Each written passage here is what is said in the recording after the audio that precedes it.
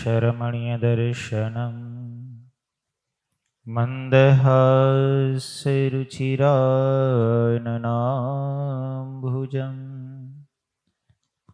पूजितं सुरनरोत्तमेरमुदा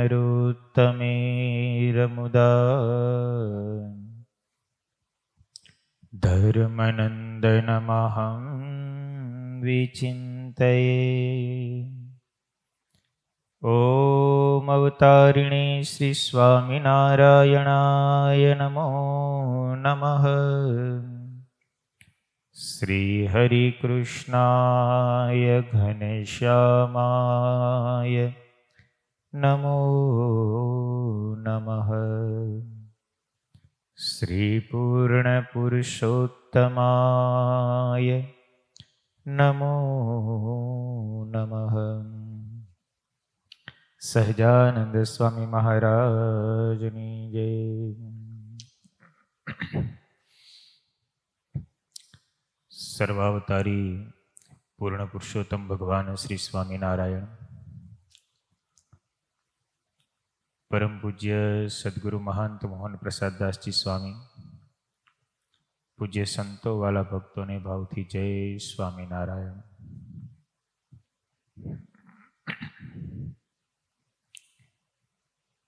शिक्षापत्री भाष्यनी कथामां गई काले आपणे 2 श्लोक श्रवण कर्या। महाराज के सर्वेचे एकादशीનું व्रत ते परम आदर थकी करવું।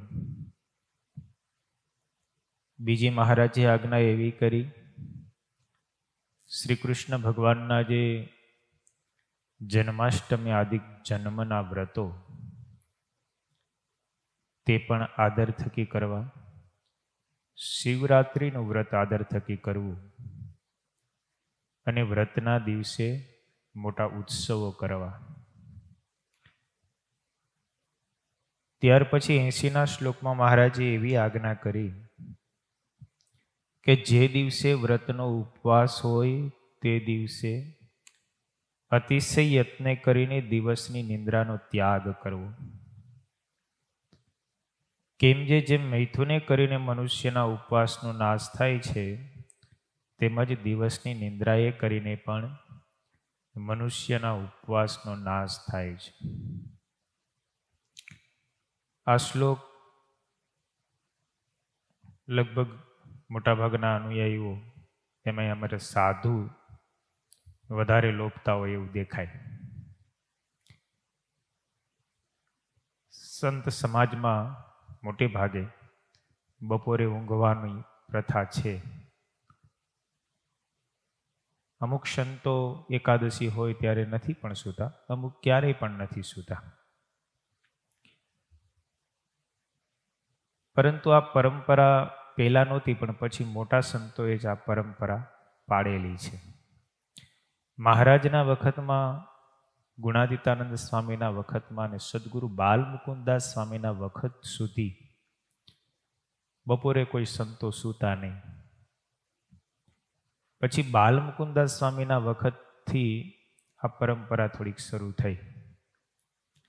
नारायणदास स्वामीए थोड़ुंक पछी वधारे एनी पाछळनुं कारण ए हतुं के एक तो संप्रदायनी अंदर प्रवृत्ति थोड़ी दिवसे प्रतिदिन वधवा लागी।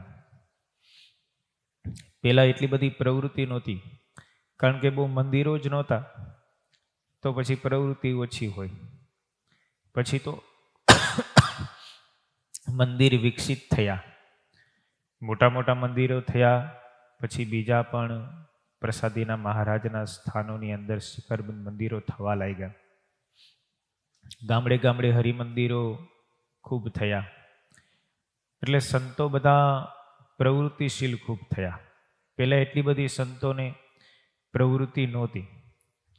एक गामनी अंदर महीनो महीनो दी सुधी के 15-15 दिवस सुधी के एमने एम कथा वार्ता ने दररोज बपोर पछी वाड़ीए जवुं, पछी जे ऋतु होय ए प्रमाणे पछी चणा होय तो चणा, घઉં હોય તો ઘઉંનો પોક, માંડવી હોય તો માંડવીના ઓળા અને ચીબડા અને ફ્રૂટ ને એ બધા ઉત્સવો રોજે થતા। 15-15, 20-20 દિવસ અમે શેરડીનો હોય ને ગોળનો કિલો ભરતો હોય તો પછી શેરડીના ઉત્સવો થાય, ગોળ ખાય અને આનંદ કિલો ને નિરાત હતી બધાને કે 15 દિવસ કે 20 દિવસ કે મહિનો દી સંતો બધા રોકાતા. પણ પ્રવૃત્તિ દિન પ્રતિદિન વધવા લાગી.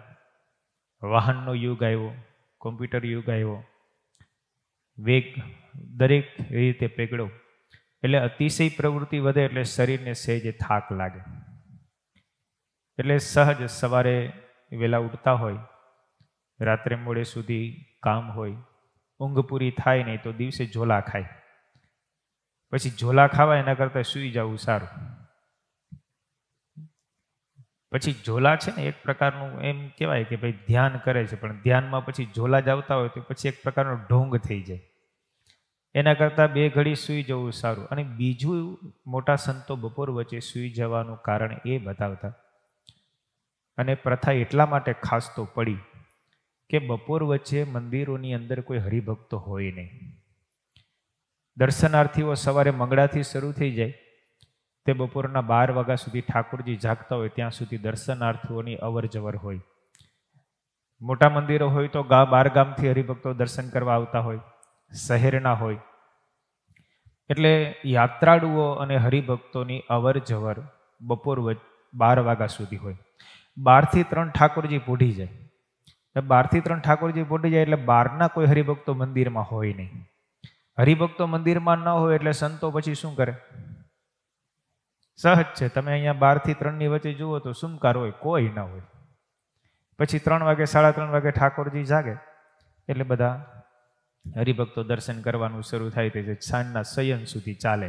ચેષ્ટા પૂરી થઈ જાય, કથા વાર્તા પૂરી થઈ જાય 10 વાગ્યા સુધી, પછી તો સૂઈ જ જવાનું છે. પણ બપોર વચ્ચેના સમયમાં 12 થી 3 કોઈ હરિભક્તો હોય નહીં. સંતો એકાકી હોય, જાગતા હોય, મન છે એ ચંચળ છે. પછી મન અનેક પ્રકારના ઘાટ સંકલ્પ ઘેરા કરે. શ્રીજી મહારાજે મંદિરો બધા વસ્તીની વચ્ચે કર્યા. હવે સંતાશ્રમ હોય, સાધુની જાયગા હોય, બારીઓ તો બધી પડતી જ હોય. પછી મન ચંચળ છે, બપોર વચ્ચે કોઈ હોય નહીં, એકાંત જેવું થોડુંક હોય. સાધુના મન પછી વિહુલવાળ બને અને પછી ક્યાંક બારીએથી જોવાનું મન થાય, કોઈકને આટા મારવાનું મન થાય. એટલે મોટા સંતોએ એવી જ પ્રથા પાડી કે એકાંત છે, હરિભક્તોનો આવરો જાવરો નથી, એવા સમયે સાધુઓનું મન ચંચળ ન થાય એના કરતાં સૂઈ જવું સારું.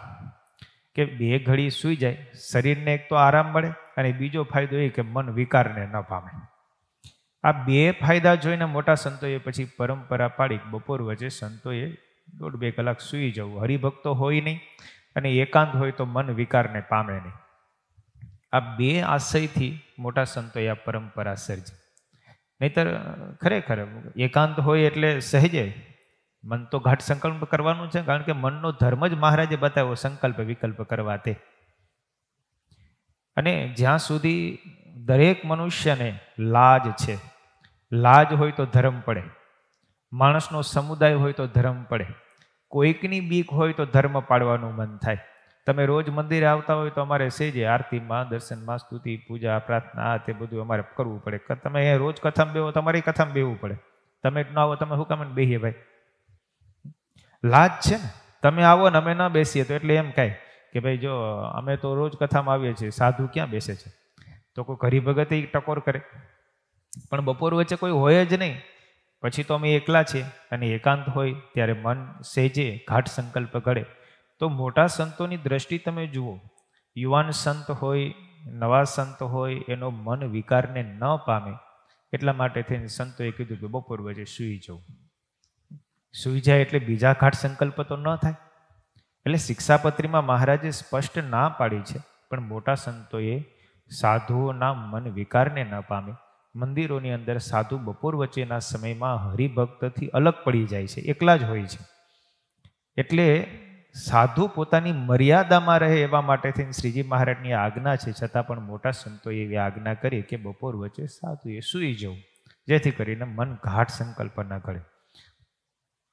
એટલે આવા આશયથી આ પરંપરા આવી. અને સતાનંદ સ્વામી ભાષ્યની અંદર અહીંયા એવું લખે છે કે બપોર વચ્ચે ઊંઘ શા માટે ન કરવી. કારણ કે એકાદશીના દિવસે જો બપોર વચ્ચે ઊંઘ કરે તો ઊંઘની અંદર સ્વપ્ન અવસ્થા પ્રાપ્ત થાય, અને સ્વપ્નમાં ક્યારેક શુક્રસ્ખલિત થાય તો ઉપવાસનો ભંગ થાય. એટલે ઉપવાસનો ભંગ ન થાય એટલા માટે સતાનંદ સ્વામી કે દિવસની નિંદ્રાનો પણ ત્યાગ કરવો. કારણ કે સ્વપ્ન અવસ્થામાં જો સ્ત્રીયાદિકના ગાઢ સંકલ્પ થાય અને શુક્રસ્ખલિત થાય તો એનો ઉપવાસ ભંગ થાય. એટલે દિવસે એકાદશીના દિવસે પ્રયત્ન કરીને દિવસની નિંદ્રાનો ત્યાગ કરવો. વશિષ્ઠ મુનિએ પણ એવું જ કહ્યું કે દિવસે ઊંઘવા રૂપી દોષથી બ્રહ્મચારીઓને ક્યારેક શુક્રનો અવશ્ય સ્રાવ થાય છે. એટલા માટે સ્ત્રીના સંગીની પેઠે જ દિવસની નિંદ્રાનો પણ વ્રતના દિવસે અવશ્યપણે ત્યાગ કરો. આવા શુભાશયથી શ્રીજી મહારાજે અન્ય શાસ્ત્રોના પ્રમાણોની સાથે સતાનંદ સ્વામીએ દિવસે ઊંઘવું નહીં એવી વાત કરી. પણ મોટા સંતોએ સાધુઓની સાધુતા ટકે એટલે બપોરે ઊંઘવાની પરંપરા સર્જી છે. ત્યાર પછી શ્રીજી મહારાજ 81ના શ્લોકની અંદર પોતાના આશ્રિત ભક્તજનોને આજ્ઞા કરતા એવું લખે છે, સર્વે વૈષ્ણવ રાજ શ્રી વલ્ભાચાર્ય નંદન શ્રી વિઠ્ઠલેશ કૃતવાન યમ વ્રતોત્સવ નિર્ણયમ. અને સર્વ વૈષ્ણવોના રાજા એવા જે વલ્ભાચાર્ય, તેના પુત્ર જે વિઠ્ઠલનાથજી, તે જે તે વ્રત અને ઉત્સવના નિર્ણયને કરતા હવા. આ 81ના શ્લોકની સાથે જ એના સંદર્ભમાં 82નો શ્લોક પણ છે. કાર્યાસ્તમનુસૃત્યૈવ સર્વ એવ વ્રતોત્સવાઃ સેવા રીતિશ્ચ કૃષ્ણસ્ય ગ્રાહ્યા તદુદિતેવ હિ. એ જે વિઠ્ઠલનાથજીએ જે નિર્ણય કર્યો છે એને અનુસરીને જ વ્રત અને ઉપવાસ કરવા, અને તે વિઠ્ઠલનાથજીએ કહી જે ભગવાનની સેવા રીતિ તેનું ગ્રહણ કરવું. આ 2 શ્લોકમાં મહારાજે આપણી જે સાંપ્રદાયિક પરંપરા છે, આપણો ઉદ્ધવીય સંપ્રદાય છે, અને ઉદ્ધવ એ શ્રી કૃષ્ણ ભગવાનના પરમ ભક્ત છે. એક રીતે તમે જુઓ તો વૈષ્ણવ પરંપરા અને રામાનુજ પરંપરાની સાથે આપણે સંકળાયેલા છે, અને એમાંથી જ આપણી સ્વામિનારાયણ સંપ્રદાયની ઉત્પત્તિ, એમનો આવિર્ભાવ, ઉદ્ભવ એ થયેલો છે. શ્રી કૃષ્ણ ભગવાનના પરમ સખા અને પરમ મિત્ર અને પરમ ભક્ત કહી શકાય એવા ઉદ્ધવજી એ જ દુર્વાસાના શ્રાપથી રામાનંદ સ્વામી રૂપે પ્રગટ થયા. અને રામાનંદ સ્વામી રૂપે જ્યારે પ્રગટ થયા ત્યારે પછી એમણે રામાનુજાચાર્યજીની આજ્ઞાથી ઉદ્ધવ સંપ્રદાયની સ્થાપના કરી. આમ તો શ્રી કૃષ્ણ ભગવાને દર્શન દઈને જ કહ્યું હતું કે તમે ઉદ્ધવ સંપ્રદાયનું પ્રવર્તન કરો. કારણ કે રામાનુજાચાર્યજી, આપણે રામાનંદ સ્વામીનું જીવન ચરિત્ર જાણીએ છીએ. કરનો ત્યાગ કરીને ગયા, આત્માનંદ સ્વામીને મળ્યા, આત્માનંદ સ્વામી પાસેથી અષ્ટાંગ યોગની ક્રિયાઓ શીખા, પણ પરમાત્માનું સાકાર રૂપે દર્શન થયું નહીં. નિરાકારની પ્રતીતિ થઈ રામાનંદ સ્વામીને ગોઈઠું નહીં. એટલે રામાનંદ સ્વામીએ પોતાના ગુરુ આત્માનંદ સ્વામીનો ત્યાગ કર્યો. સાકાર પરબ્રહ્મનું દર્શન કરાવે એવા ગુરુની શોધમાં વિચરણ કરતા કરતા એ ભૂતપુરી ગયા.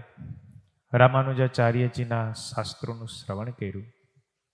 રામાનુજાચાર્યજીના જીવન ચરિત્ર પ્રપન્નામૃત એ ગ્રંથનું શ્રવણ કર્યું. એમણે લખેલા શ્રી રામાનુજ ગીતા ભાષ્ય, શ્રી ભાષ્ય, યતીન્દ્ર મધદીપિકા, એમના સર્વ ગ્રંથો, વેદાંત દીપ, વેદાંત પ્રદીપ, વેદાર્થ સંગ્રહ, એ બધા ગ્રંથોને સાંભળ્યા અને પ્રતીતિ થઈ કે શ્રી કૃષ્ણ ભગવાન સાકાર છે પણ નિરાકાર નથી. એ રામાનુજાચાર્યજીના જીવન ચરિત્રને વાંચતા રામાનુજાચાર્યજીમાં અત્યંત પ્રીતિ થઈ, અને એ જ સંકલ્પ વિકલ્પમાં રામાનંદ સ્વામી સૂતા અને સ્વપ્ન અવસ્થામાં રામાનુજાચાર્યજી દર્શન આપ્યા, દીક્ષા આપી, 2 મંત્રો કહ્યા, એ મંત્રો કંઠસ્થ રહ્યા અને આખા શરીરમાં ચિહ્નો રહ્યા. રામાનુજ સંપ્રદાયની અંદર 12 ચિહ્ન કરવામાં આવે. રામાનંદ સ્વામી જ્યારે જાગ્રત થયા ત્યારે શરીરમાં 12 ચિહ્ન જોયા. અને બે મંત્રો રામાનુજાચાર્યજીએ કહ્યા એ હૈયે રહ્યા. એટલે રામાનંદ સ્વામીએ રામાનુજાચાર્યજીને પોતાના ગુરુ તરીકે સ્વીકાર્યા. એટલે એમની જે પરંપરા હતી, એમના ગ્રંથોની જે રીત રસમ, એમનું જે જ્ઞાન, એ રામાનંદ સ્વામીએ સ્વીકારેલું.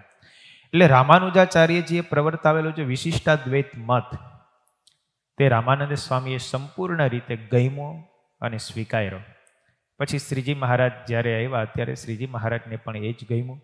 એટલે શ્રીજી મહારાજે શિક્ષાપત્રીમાં લખ્યું કે અમારો મત તે વિશિષ્ટાદ્વૈત મત છે અને અમને પ્રિય એવું જે ધામ તે ગોલોક છે. એટલે તમે એક રીતે જુઓ તો રામાનુજાચાર્યજી રામના ઉપાસક છે અને વૈકુંઠ લોકની એમની પ્રાપ્તિ બતાવે છે. છતાંય શ્રીજી મહારાજ શિક્ષાપત્રીમાં એમ લખે છે કે અમારો મત વિશિષ્ટાદ્વૈત છે, પણ અમને ગોલોકધામ પ્રિય છે. એટલે શ્રી કૃષ્ણ ભગવાનને પણ અપનાવ્યા, રામચંદ્રજીને પણ અપનાવ્યા, રામાનુજાચાર્યજીનો મત અપનાવ્યો. ઉદ્ધવ એ શ્રી કૃષ્ણ ભગવાનના પરમ સખા છે, પરમ ભક્ત છે, તો એમણે ઉદ્ધવીય મત પણ મહારાજે અપનાવ્યો. ગોલોકધામનો મહારાજે શ્રી કૃષ્ણ ભગવાન પોતાના ઈષ્ટદેવ તરીકે એવું ભગવાને પોતે ભગવાન હોવા છતાં પણ બીજા જીવોને પ્રેરણા મળે, બીજા જીવોને માર્ગદર્શન મળે, કઈ રીતે ઉપાસના ભક્તિ કરવી, એટલા માટેથી ભગવાને શિક્ષાપત્રીમાં દાસ ભાવ સ્વીકાર્યો. મનુષ્યાકૃતિ જ્યારે ભગવાન ધારણ કરે ત્યારે મનુષ્યની રીતે જ વર્તતા હોય એ રીતે ભક્તપણું બતાવીને પોતાને વિશે ભગવાને શ્રી કૃષ્ણને પોતાના ઈષ્ટદેવ તરીકે સ્વીકાર્યા. એટલે અહીંયા સેવા રીતિની જે વાત છે, મહારાજ અહીંયા શિક્ષાપત્રીમાં એવી આજ્ઞા કરે છે કે સર્વ વૈષ્ણવોના રાજા એવા જે વલ્ભાચાર્યજી, એ વલ્ભાચાર્યજીના પુત્ર જે વિઠ્ઠલનાથજી, એમણે જે ઉત્સવોનો નિર્ણય કર્યો છે અને એમણે જે કાર્યો કર્યા છે, એમણે અનુસરીને જ વ્રત અને ઉપવાસ કરવા. એટલે વૈષ્ણવ સંપ્રદાયની અંદર જે રીતે ઉત્સવ સમયાઓ, એની સેવાની રીતિ વિઠ્ઠલનાથજીએ પ્રવર્તાવેલી છે, એ જ મહારાજ કે આપણા સંપ્રદાયમાં પણ માનવી. એટલે આપણે તમે જુઓ તો આપણી પરંપરા, આપણા મંદિરોની જે સેવા રીતિ, ઉત્સવ પરંપરા, એ મોટે ભાગે વૈષ્ણવ સંપ્રદાયમાંથી જ આવી છે. અને વિઠ્ઠલનાથજીએ જે સેવા રીતિ પ્રવર્તાવી, એ વિઠ્ઠલનાથજીએ જે ઉત્સવની પરંપરાઓ સર્જી. પહેલાં કંઈ એવા ઉત્સવો થતા નહીં, ન તો જન્માષ્ટમીના ઉત્સવો થતા, ન હિંડોળાના ઉત્સવો થતા, આવું કંઈ નહોતું થતું. પણ આ બધું પ્રવર્તન, મંદિરોમાં ઠાકોરજીની સેવા કેમ કરવી, આપણે સવારે પહેલાં વહેલા મંગળા આરતી કરીએ, પછી શણગાર આરતી થાય, ઠાકોરજીના શણગાર થાય, ઠાકોરજીને દાતણ કરીએ, ઠાકોરજીને સ્નાન કરાવીએ, ઠાકોરજીને સુંદર મજાના વસ્ત્રો અલંકારો ધરાવીએ. એ સાકાર રૂપે જે ભગવાનની સેવા પદ્ધતિ, મૂર્તિની સેવા પદ્ધતિ જે આવી, એ બધી વલ્ભાચાર્યજીએ પ્રવર્તાવેલી છે. આપણે ઠાકોરજીની મંગળા આરતી થાય, પછી શણગાર આરતી, શણગાર ધરાવ્યા પછી કરીએ, ઠાકોરજીને પુષ્પના હાર ચડાવવા, ઠાકોરજીને ફ્રૂટ ધરાવવું, ઠાકોરજીને વિવિધ પ્રકારના શૃંગારો કરવા, હારના શૃંગાર હોય, મોતીના શણગાર હોય, આ બધું વિઠ્ઠલનાથજીએ પ્રવર્તાવેલું. એ શણગાર આરતી થયા પછી દર્શન, પછી ઉપભોગ આવે. ઠાકોરજીને 9 વાગે થોડોક નાસ્તો જોઈએ, કારણ કે બાળ સ્વરૂપની પૂજા હતી. એ આપણી મૂર્તિ, આપણા મંદિરોની અંદર એ પરંપરા નથી, પણ તમે હવેલીની અંદર જાઓ તો થોડી થોડી વાળે પડદા આવે. લગભગ દિવસની અંદર 10-12 વાર તો ભોગ આવી જાય. થોડીક વાર થાય તો પડદો પડે. શું? તો કે ઠાકોરજીને ભોગ આવ્યા, ઠાકોરજીને નાસ્તો આવ્યો, ઠાકોરજીને જળ ધરાવવાનું આવ્યું, ઠાકોરજીને દૂધપાન કરવાનું છે. એટલે આવી કેટલી પરંપરાઓ એ બધી વિઠ્ઠલનાથજીએ પ્રવર્તાવી. આપણે રાજભોગ થાય, ભગવાનને બપોરે આપણે જેવી રીતે જમીએ એવી રીતે ભગવાનને ધરાવવા, ભગવાનને પછી રાજભોગ થયા પછી થોડુંક શયન કરાવવું.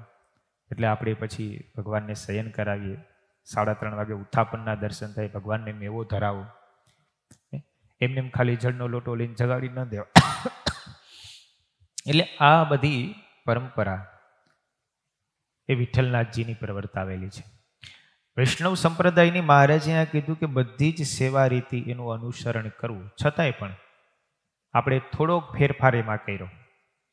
ગોપાળાનંદ સ્વામીએ પછી શાસ્ત્રનું બધું અધ્યયન કરીને ગોપાળાનંદ સ્વામીએ પછી રીત રસમ આપણી સંપ્રદાયની રીતિ પ્રાતઃ મંગળાથી લઈ અને શયન સુધીનો આખો કાર્યક્રમ ગોપાળાનંદ સ્વામીએ કર્યો મહારાજ ધામમાં ગયા પછી.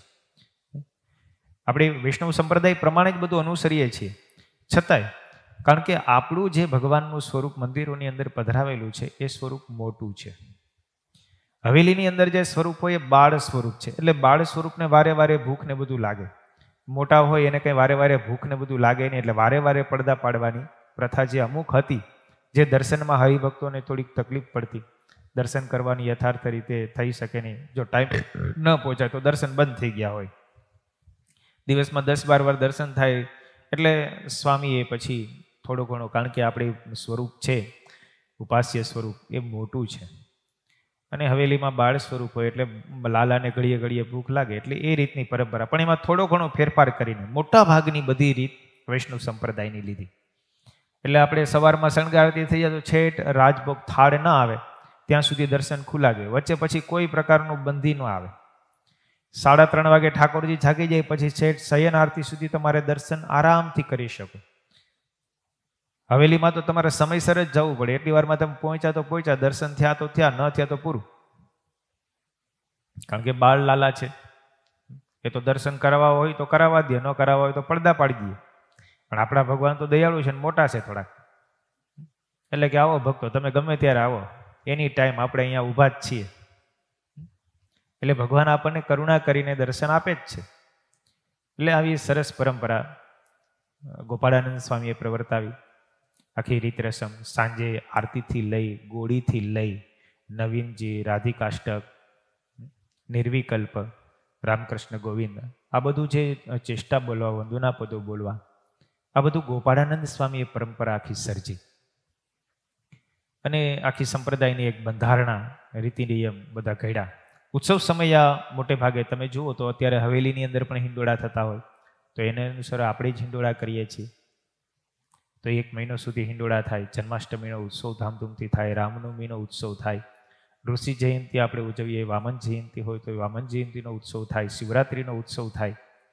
એ બધા ઉત્સવોની પરંપરા, કેવી રીતે ઉત્સવ ઉજવવા, એકાદશી હોય તો એકાદશીની ઉજવણી કેવી રીતે કરવી, પૂનમ હોય તો પૂનમ કેવી રીતે ભરવી, આ બધું જ વિઠ્ઠલનાથજીએ પ્રવર્તાવેલું છે.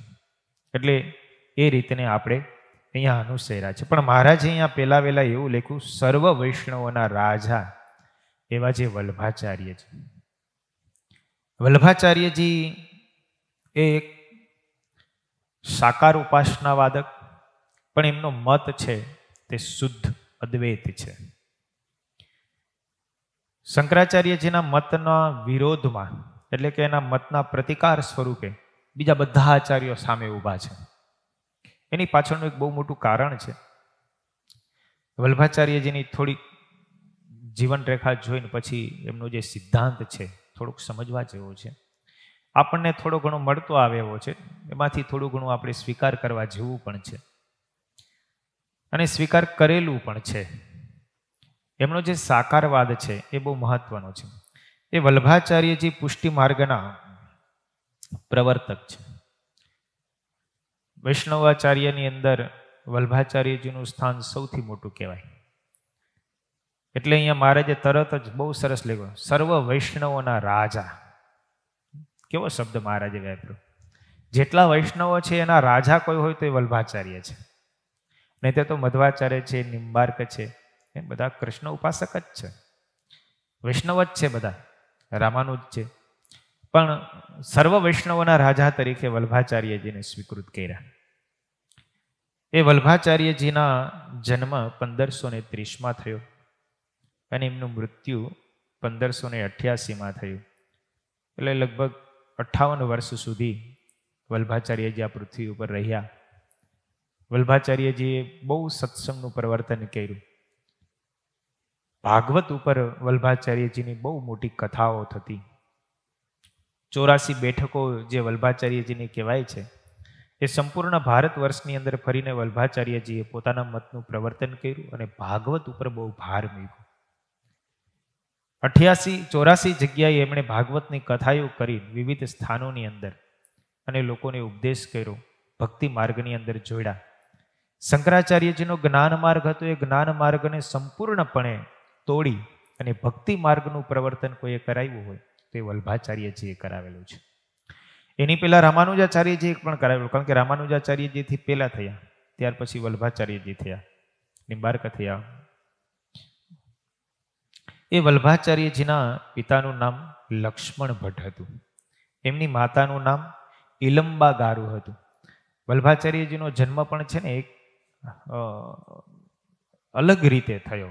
અલગ રીતે એટલે કે જંગલની અંદર એક વખત વલ્ભાચાર્ય લક્ષ્મણ ભટ્ટ, એમના પત્ની ઇલંબા અને લક્ષ્મણ ભટ્ટના મિત્રો બધા કાશીની યાત્રા કરવા માટે નીકળ્યા. પોતાના ગામથી રવાના થયા. એ સમયે ઇલંબા ગારુ ગર્ભવતી હતા. કાશીની યાત્રા પગપાળા કરી રહ્યા હતા. ચાલતા ચાલતા માર્ગમાં રાત્રિનો સમય થયો અને મધ્યપ્રદેશના રાયપુર જિલ્લામાં ચંપારણ્ય નામનું એક જંગલ, એ જંગલની અંદર તેઓ પહોંચ્યા. બાજુમાં ચૌડા નગર હતું.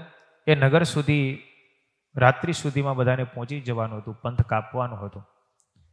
લગભગ 10 કિલોમીટરનું અંતર રહ્યું અને ઇલંબા ગારુને પ્રસવની પીડા શરૂ થઈ.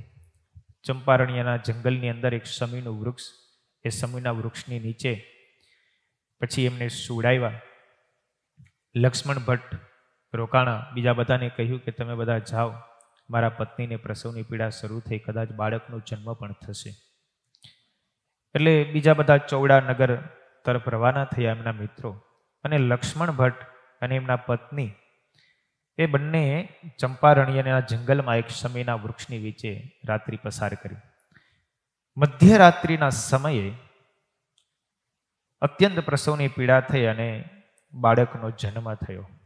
રાત્રિ હતી, સુમસાન પ્રદેશ હતો, જંગલ હતું, કંઈ એવી દીવા કે અજવાળાની કંઈ એવી વ્યવસ્થા સાથે હતી નહીં. મદદ પણ કોની માગવી એવા જંગલની અંદર, કારણ કે 10 કિલોમીટર દૂર ગામ હતું. કોણ આવે ને કેવી રીતે થાય? બાળકનો જન્મ થયો, પણ બાળક જન્મતાની સાથે સાવ નિશ્ચેષ્ટ દેખાણું, કારણ કે પ્રાણવિહીન હોય એવું લાગ્યું. અંધારું હતું, કાંઈ બરાબર પારખી શકાનું નહીં. થોડીક વાર જોયું પણ બાળકની કોઈ ચેષ્ટા દેખાણી નહીં, હલનચલન કાંઈ નહીં. એટલે ઇલંબાને એમ થયું કે આ પુત્ર મને જન્મ તો થયો છે બાળકનો, પણ એ મરેલો જન્મ એવું લાગે છે. લક્ષ્મણ ભટ્ટને પોતાના પતિને કહ્યું કે જુઓ ને, આ બાળક કેમ હલતું ચાલતું નથી? કદાચ મૃત બાળક તો નહીં જન્મવું હોય ને.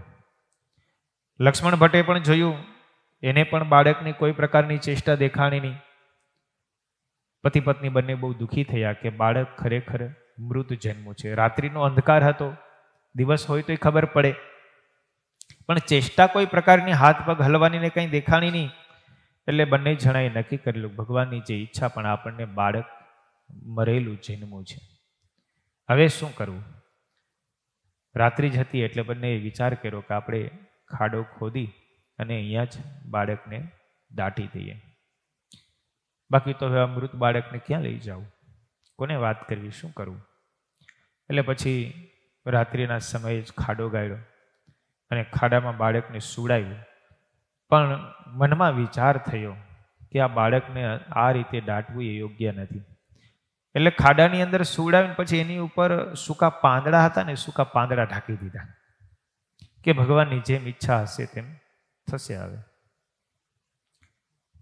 માટીથી ઢાંકવાનું મન ન થયું એટલે એને સૂકા પાંદડા ખાડાની અંદર સુવડાવીને સૂકા પાંદડા માથે ઢાંકી દીધા. અને પછી બંને અત્યંત દુઃખી થઈ લક્ષ્મણ ભટ્ટ અને ઇલંબા ગારુ બંને જણા ચાલતા થયા. 10 કિલોમીટરનો પંથ કાપી ચૌડા નગરમાં એમના મિત્રો બધા હતા.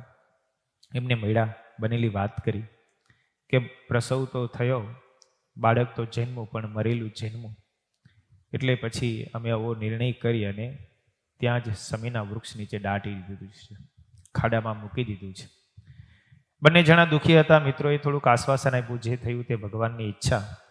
એમાં 10 વાગ્યાનો સમય થયો એટલે એક માણસ આવ્યો અને માણસે કીધું કે કાશી ઉપર યવનોએ ચડાઈ કરી હતી એ ચડાઈનું સંકટ હવે દૂર થયું છે, એટલે કાશી જવામાં હવે વાંધો નથી. કારણ કે વચ્ચે રસ્તાની અંદર એવા સમાચાર લોકોને મળ્યા કે કાશી ઉપર યવન લોકોએ આક્રમણ કર્યું છે, એટલે કાશી અત્યારે જવું નહીં. ઘરેથી તો નીકળી ગયા, પણ માર્ગની અંદર એવા સમાચાર મળ્યા, એટલે પાછળથી પાછા આવા સમાચાર મળ્યા કે હવે કાશી ઉપર યવનોનું સંકટ હતું એ બધું ટળી ગયું છે. એટલે પછી અડધા લોકો એવું નક્કી કર્યું કે ભાઈ આપણે કાશી જવું, ને અડધા કે આપણે નથી જવું. એટલે અડધા લોકો ત્યાંથી પાછા ફર્યા ચોવડાથી. પણ લક્ષ્મણ ભટ્ટ અને ઇલુલંબાએ એમ બંનેએ વિચાર કર્યો. એની સાથે બીજા એક બે મિત્રો પણ જોડાણા કે આપણે અહીંયા સુધી આવ્યા જ છીએ તો હવે કાશીની યાત્રા કરી જ લઈએ. જે થવું હોય તે થાય. આક્રમણકારીઓ હશે અને મરવાનું લેખું હશે તો કાશીમાં પવિત્ર ભૂમિમાં મરશું, પણ કાશી હવે જવું જ છે. આવો વિચાર કરીને પાછા ફેર્યા. એ પાછા ફેર્યા કાશીના માર્ગમાં, કારણ કે જ્યાં જંગલમાં હતા ત્યાંથી જ એને પાછું ફરવાનું થયું, એ જ રસ્તેથી જ પાછું જવાતું હતું. એટલે કાશી જવાનો માર્ગ પકડી અને લોકોએ બતાવ્યું કે તમે જે રસ્તેથી આવ્યા છે ત્યાંથી જ વચ્ચેથી તમારે કાશી જવાશે. એટલે લક્ષ્મણ ભટ્ટને એમના બે મિત્રો અને ઇલુલંબા એમની પત્નીને 4-5 જણા પાછા કાશીના રસ્તે જવા નીકળ્યા. જે રસ્તે બાળકનો જન્મ થયો હતો, પ્રસવ થયો હતો, ત્યાંથી નીકળ્યા ને ત્યાં એમને એક અગ્નિનું મંડળ દેખાણું. જે જગ્યાએ બાળકને ખાડામાં મૂક્યું હતું એને ચારે બાજુ અગ્નિ પ્રજ્વલિત જોયું.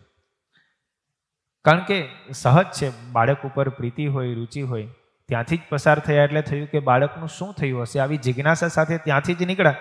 એટલે લક્ષ્મણ ભટ્ટ અને એમના પત્ની ઇલંબાઈએ જોયું કે આ તો આપણે જે જગ્યાએ બાળકને મૂક્યું હતું ત્યાં તો ચારે બાજુ અગ્નિ છે, તે શું હશે? જ્યાં એમની અગ્નિની પાસે ગયા ને ત્યાં તો બાળક રમતું હતું બરાબર અગ્નિના ગોળ ચક્કરની વચ્ચે. એટલે તરત જ અગ્નિને ઠાળી અને લક્ષ્મણ ભટ્ટે બાળકને લઈ અને પોતાના પત્નીને આપ્યું. પતિ પત્ની બંને રાજી થયા કે આ તો ભગવાને આપણી ઉપર અપાર કરુણા કરી. બાળક મળેલું માની અને આપણે છોડી દીધું, પણ આ બાળક તો જીવતું છે. કારણ કે એ અગ્નિના અવતાર હતા. એટલે અગ્નિએ એમની ચારે બાજુ આવી અને રક્ષા કરી અને પ્રગટ થયા. પછી તો બાળકને લઈને મનમાં નક્કી કર્યું કે આપણે કાશી જઈએ અને આ કાશી વિશ્વનાથના મંદિરમાં આ બાળકને આપણે ત્યાં લઈ જઈએ, દર્શન કરાવીએ.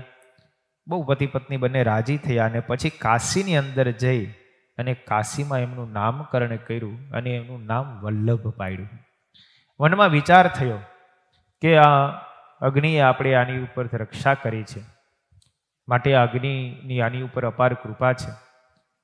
એમની પ્રતિભા પણ બહુ સરસ છે, બાળક અત્યંત તેજસ્વી છે, એમનું ભાલ ચમકે છે, તો આપણે અહીંયા કાશીમાં જ રોકાઈ જઈએ અને કાશીમાં જ આને વિદ્યાભ્યાસ કરાવીએ.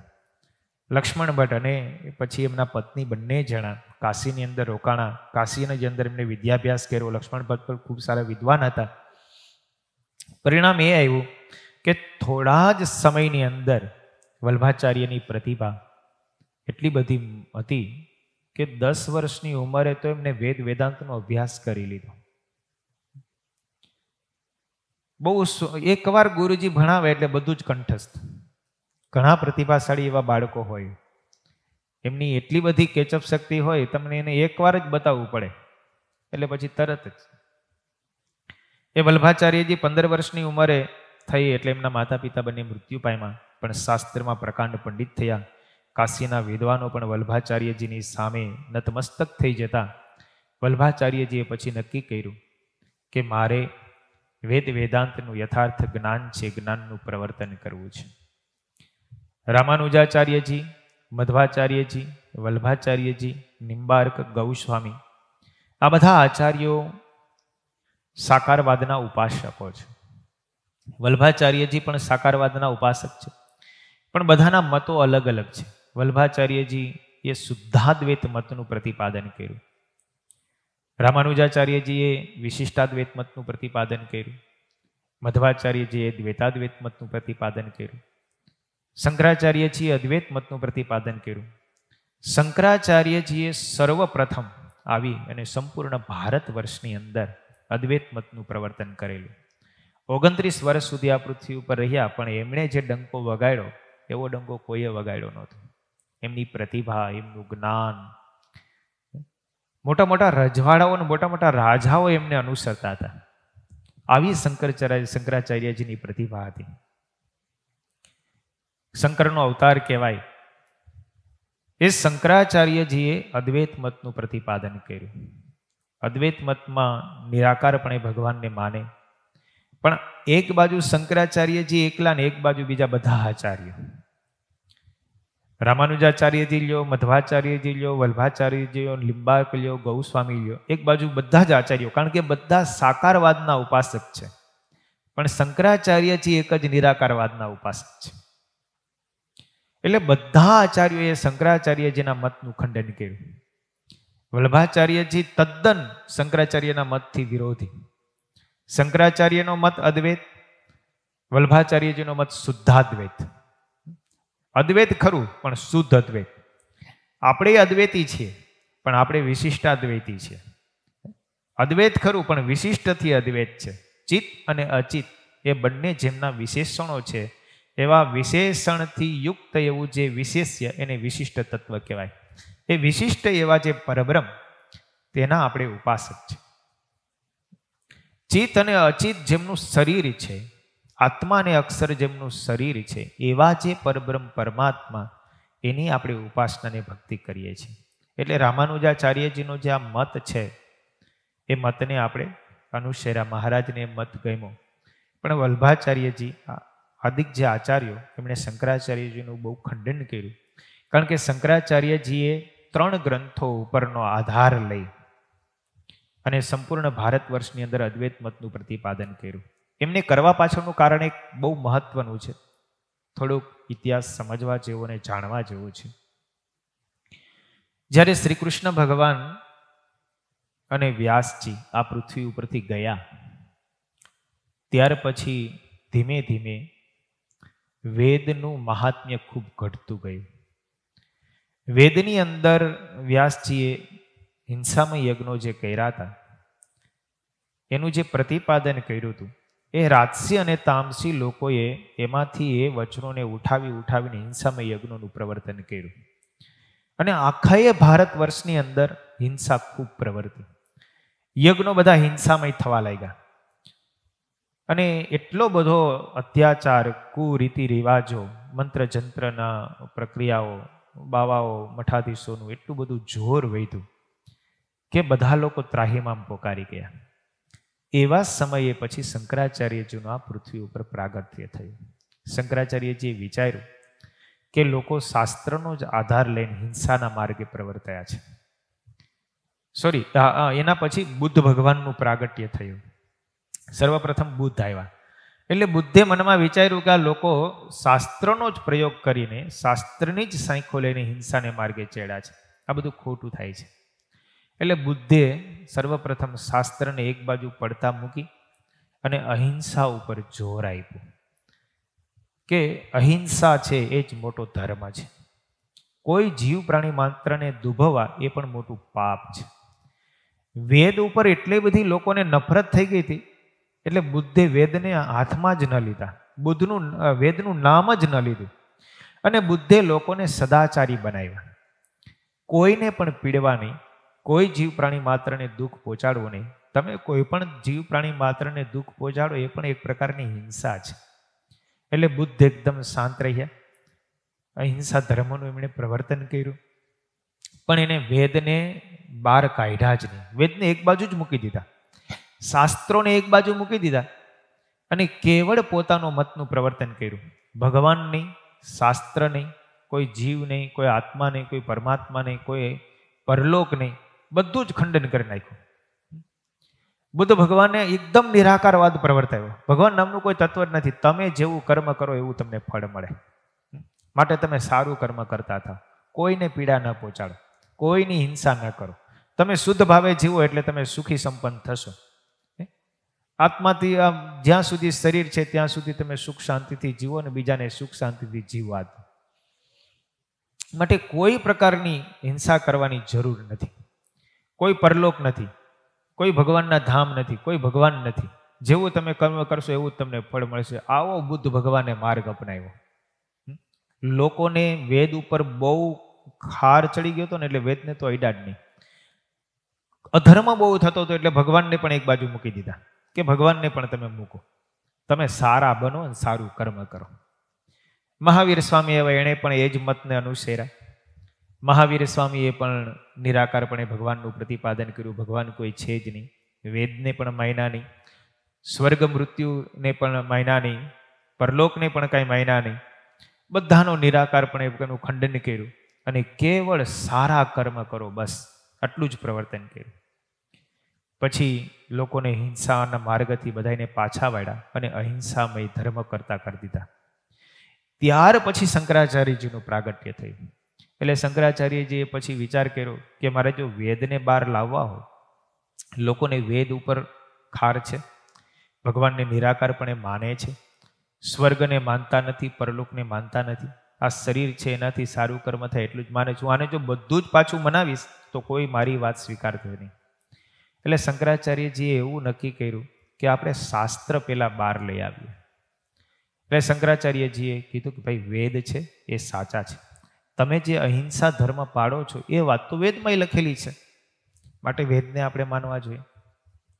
તમે જે વિષ્ણુ યાગ કરો છો, અહિંસામય યજ્ઞ કરો છો, સદાચારમય જીવન જીવો છો, કોઈ લોકોને પીડા ન પહોંચાડવી એવી વાતો કરો છો, આ બધી વાતો તો વેદમાં જ લખેલી છે. એમ કહીને લોકોને વેદમાં પ્રતીતિ અપાવી. પણ એક સાથે જો વેદને ને ભગવાનની બધાની પ્રતીતિ અપાવે તો લોકો પાછા માને નહીં. એટલે એને બધું મૂકી દીધું. પરલોક જેવું છે એમ કીધું, પણ પરલોકની બહુ વાતો ન કરી. તમે સારું કર્મ કરો, એની સાથે સાથે શાસ્ત્રને અનુસરો. માટે ભગવાનને કીધા કે ભગવાન છે પણ એ દેખાતા નથી, દેખાય જો એવું કહીશ તો લોકો માનશે નહીં. એટલે ભગવાનની પ્રતીતિ કરાવી, પણ ભગવાન નિરાકાર છે પણ એ પ્રતીતિ કરાવી. ભગવાનને કોઈ પ્રકારનો આકાર નથી, ભગવાન આ પૃથ્વી ઉપર આવતા નથી, આવું જ શંકરાચાર્યજીએ કીધું. પણ એને વેદ સંપૂર્ણપણે પ્રતિપાદિત કર્યા, લોકોને શાસ્ત્ર પ્રમાણે ચાલતા કરી દીધા. એટલે વેદને એક લાવ્યા. એટલે ભગવાનને એમને નિરાકારપણે પ્રતિપાદન કરે, એક બ્રહ્મ જ સત્ય છે, બાકી બધું જ મિથ્યા છે. આ તમે જે પણ કાંઈ જુઓ છો એ પણ કાંઈ છે જ નહીં. આ તમને જે કાંઈ જગતમાં દેખાય છે એ કાંઈ નથી. આ બધા લોકો દેખાય છે એ બધા બ્રહ્મના પ્રતિબિંબ છે.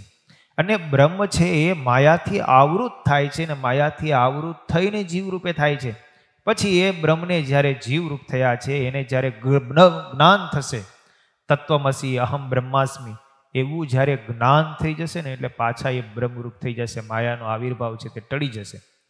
આવી વાતો કરી કરીને લોકોને પાછા વાળી દીધા. એટલે શંકરાચાર્યજીએ કેવા મતનું પ્રતિપાદન કર્યું? એક બ્રહ્મ સત્ય છે, બાકી બધું જ મિથ્યા છે. પણ એ બ્રહ્મ છે તે નિરાકાર છે, સાકાર નથી. અને બ્રહ્મ છે એ જ માયાથી ઘેરાઈને જીવ રૂપે થાય છે. જીવ નામનું બીજું કોઈ તત્વ છે જ નહીં.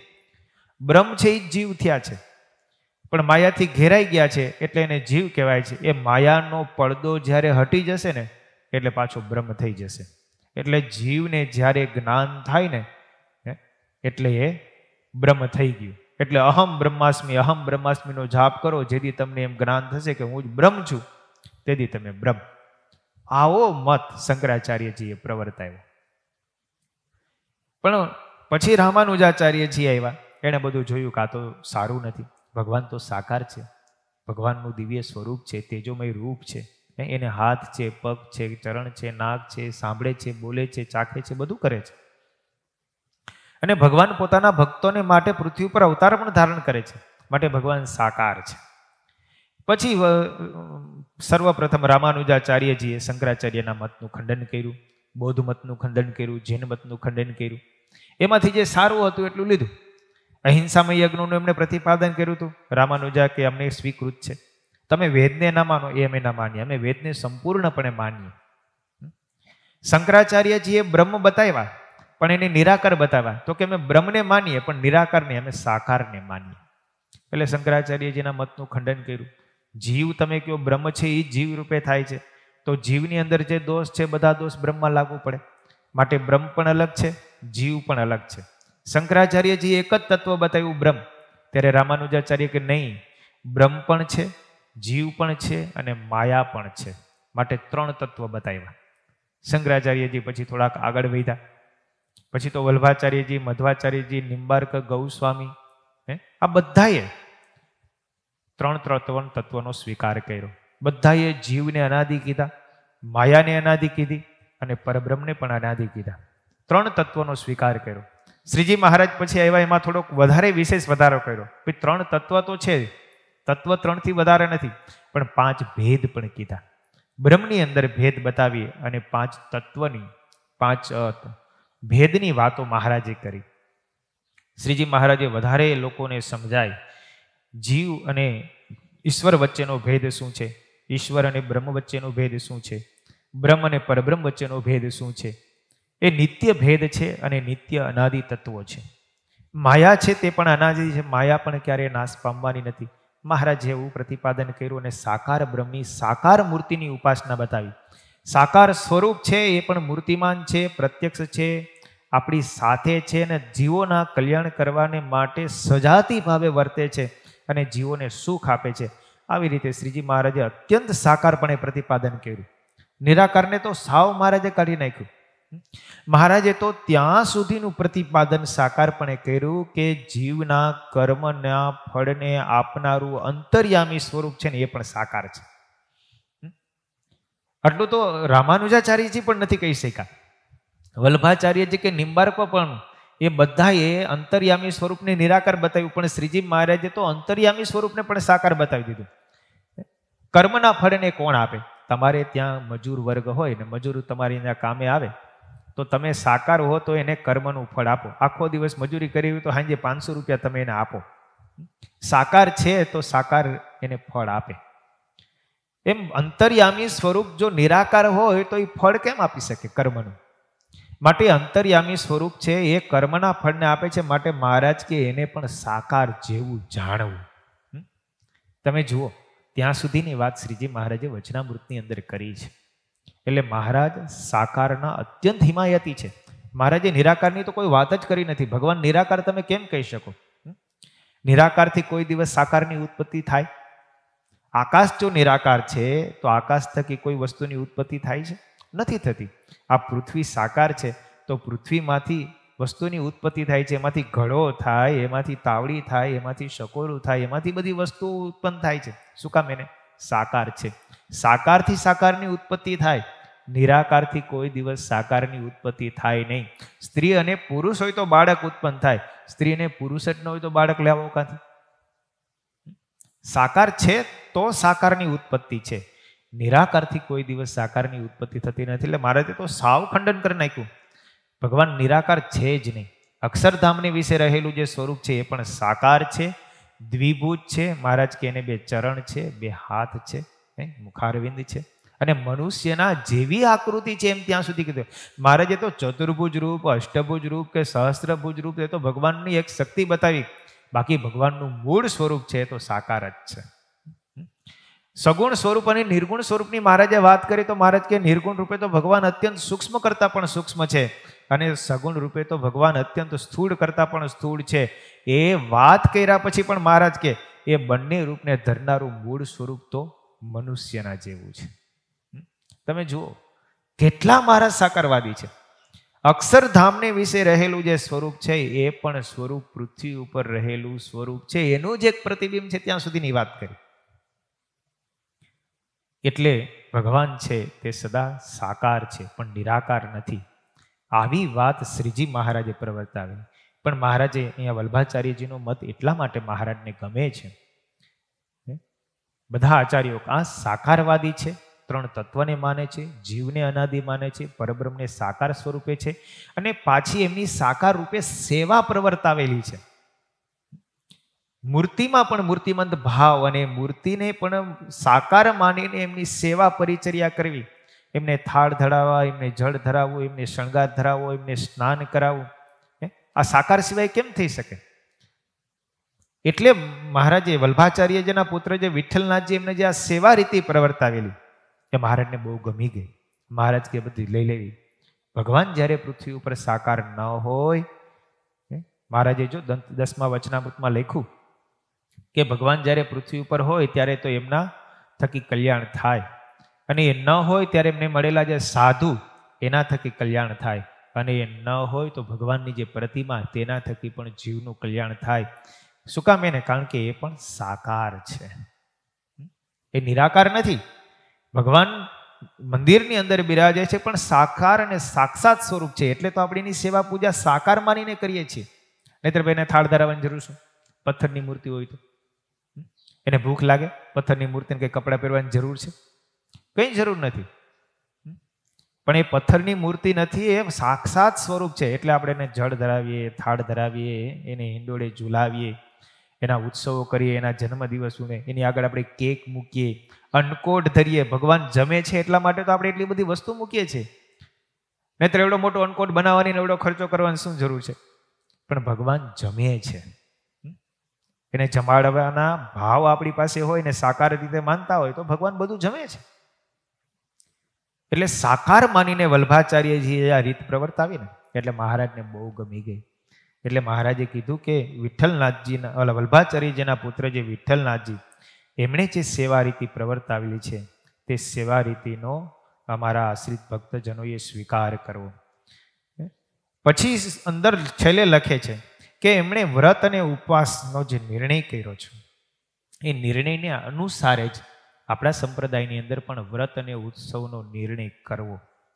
ઘણીવાર તમે જુઓ ને તો 2 એકાદશી હોય, 2 નોમ હોય, ક્યારેક 2 પૂનમો આવતી હોય, ક્યારેક પૂનમનો ક્ષય હોય, ક્યારેક એકાદશીનો ક્ષય હોય. તો એ વખતે આપણે શું કરવું? તો એ બધો જ નિર્ણય વલ્ભાચાર્યજીએ બતાવ્યો છે. એના માટે સતાનંદ સ્વામીએ વલ્ભાચાર્યજીના શાસ્ત્રની સાંખ લઈને એવું લખ્યું કે 54 ઘડી 59 પડ દસમ હોય ત્યાં સુધી દસમનો વેદ જ નથી, પણ 55 ઘડી અને દસમ હોય ત્યારે દસમના વેદવાળી એકાદશી ગણાય. દસમનો વેદ ચાલુ હોય અને એકાદશી શરૂ થઈ જતી હોય તો 55 ઘડીથી જો આ ઉપરની હોય તો એ દસમની એકાદશી ન કરવી પણ પછીની એકાદશી કરવી. એટલે આપણે 2 એકાદશી હોય ને ત્યારે પહેલી એકાદશી નથી રહેતા, આપણે શું કરીએ? બીજી એકાદશી રહીએ. 2 નોમ હોય ત્યારે આપણે પહેલી નોમ ન રહીએ, બીજી નોમ રહીએ. આપણે જુઓ નિર્ણયની અંદર પણ આ વલ્ભાચાર્યજીના મતને અનુસારે બધું થયું છે. પછી આગળ લખે છે કે દસમનો વેદ ન હોય પણ જો 2 એકાદશી કે 2 બારસ હોય તો પછીની જ એકાદશીનો ઉપવાસ કરવો, પહેલીનો ક્યારેય ન કરવો. આ વલ્ભાચાર્યજીએ લખેલું છે. તે જ પ્રમાણે જન્માષ્ટમી સૂર્યોદય વ્યક્તિ વ્યાપ્તિ હોય તે જ ગ્રહણ કરવી. સાતમના વેદવાળી ઉપવાસ માટે લેવી નહીં. ઘણીવાર તમને ખબર હોય તો દોઢિયો ઉપવાસ થાય. દિવાળી બપોર સુધી હોય ને બપોર પછી પડવો શરૂ થઈ જતો હોય. આવું બધું જે થતું હોય ને એટલે બપોર પછીથી, કારણ કે એનો વેદ શરૂ થઈ જતો હોય તો ત્યાં વલ્ભાચાર્ય કે ત્યાંથી આપણે ગ્રહણ કરી લેવી. અષ્ટમી પણ હોય, ઘણીવાર જન્માષ્ટમીનો ઉત્સવ હોય તો જન્માષ્ટમી બપોરે શરૂ થતી હોય, સવારથી બપોર સુધી સાતમ હોય ને સાતમ બપોર પછી શરૂ થાય. તો આઠમ શરૂ થાય તો આપણે તો ઉત્સવ રાતનો હોય એટલે બપોર પછીના સમયથી શરૂ થઈ જાય એટલે ઉત્સવ કરવામાં બાદ નથી. પણ છતાંય અહીંયા લખે છે કે સૂર્યોદય વખતે જો વ્યાપ્તિ હોય તો તે ગ્રહણ કરવી, પણ સાતમના વેદવાળીનો ઉપવાસ માટેને એવો લઈ. ઘણીવાર તમે જુઓ પૂનમ હોય ને તો પૂનમની અંદર કેવું થતું હોય? પૂનમ આગલે દિવસે હોય, મુગટ દર્શન પછીના દિવસે હોય. ઘણીવાર નિર્ણયમાં તમે જુઓ તો પૂનમ હોય ને આગલે દિવસે હોય ને મુગટ દર્શન પછીના દિવસે લખેલી હોય. શું કામ એને? કારણ કે મુગટ યથાર્થ ઘડી શરૂ થતી હોય પછી જ ધરાવાતા હોય. તો એ બધો નિર્ણય વલ્ભાચાર્યજીએ કર્યો. વામન જયંતીની પહેલા દિવસે વિષ્ણુ શૃંખલ યોગવાળી જ લેવી. તે સિવાય શ્રવણનો યોગ હોય કે ન હોય તો પણ મધ્યાહન વ્યાપ્તિની જ લેવી. રામનવમીની આઠમના વેદવાળી લેવી. રામનવમી હોય તો એ આઠમના વેદવાળી હોય એવી જ રામનવમી સ્વીકાર કરવી. 2 રામનવમી હોય તો પહેલીમાં જો આઠમનો વેદ ન શરૂ થતો હોય તો પછી બીજીનો સ્વીકાર કરવો. એટલે આવી રીતે શ્રીજી મહારાજે સેવા રીતિ વલ્ભાચાર્યજીની સ્વીકારી. શ્રી કૃષ્ણની સેવાની રીતિ પણ તેમના કહેલા પ્રમાણે જ કરવી. સેવા રીતિ એવો શબ્દ શું કામ એને? તો કે શ્રી કૃષ્ણ ભગવાનની દરરોજ કરવા યોગ્ય સેવા રીતિનો પ્રચાર, એટલે કે એમની શૈલી. અમુક સમયે ભગવાનને વસ્ત્રો ધરાવવા, આવા અલંકારો ધરાવવા, આવા નૈવેદ્યો ધરાવવા, ઋતુ પ્રમાણે ભગવાનની સેવા પૂજા કરવી. શિયાળો હોય ત્યારે કેવા વસ્ત્રો કેવા અલંકારો, ઉનાળો હોય ત્યારે કેવા વસ્ત્રો કેવા અલંકારો, ચોમાસાની અંદર કેવા વસ્ત્રો કેવા અલંકારો પહેરાવા. આ બધો જ એક વાર્ષિકોત્સવ વિધિ નામનું પુસ્તક વલ્ભાચાર્યજીએ લખેલું છે. એને અનુસારે બધી સેવા રીતિનો સ્વીકાર કરવો. એટલે આપણા સંપ્રદાયમાં મોટે ભાગે મંદિરોની અંદર જે સેવા પદ્ધતિ થાય છે, ઉત્સવ સમયાઓ થાય છે, એકાદશી, પૂનમ, નોમ, હરિજયંતીના જે વ્રતો આપણે પાડીએ છીએ એ ક્યારે કરવા એનો બધો જ નિર્ણય આપણે વલ્ભાચાર્યજીના કરેલા ગ્રંથ પ્રમાણે જ કરીએ છીએ, કારણ કે મહારાજે એમનો અહીંયા સ્વીકાર કરેલો છે. એટલે શ્રીજી મહારાજને સર્વ વૈષ્ણવોના રાજા એવા જે વલ્ભાચાર્યજી, એમના પુત્ર જે વિઠ્ઠલનાથજી, એમણે પ્રવર્તાવેલી જે સેવા રીતિ એ માન્ય કરેલી છે. એમણે કરેલા વ્રત અને ઉત્સવના જે નિર્ણયો એ પણ સ્વીકાર કરેલા છે. એને અનુસારે આપણા સંપ્રદાયની અંદર બધી સેવા રીતિ અને ઉત્સવ સમયાઓની પરંપરાઓ ચાલે છે. સહજાનંદ સ્વામી મહારાજની જય.